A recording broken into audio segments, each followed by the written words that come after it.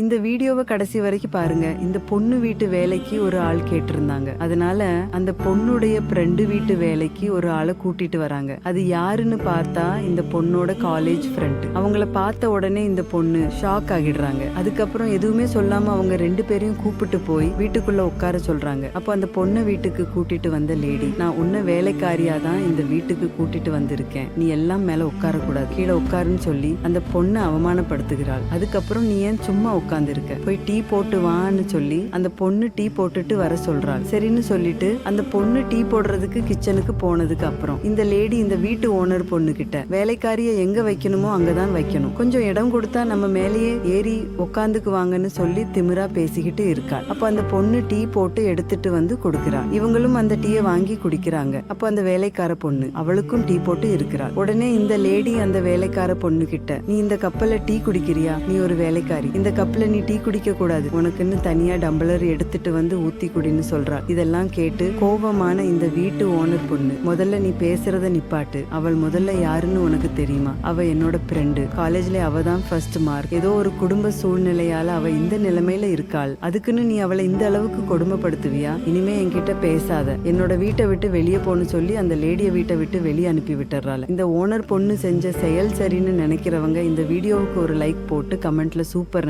Comment பண்ணுங்க.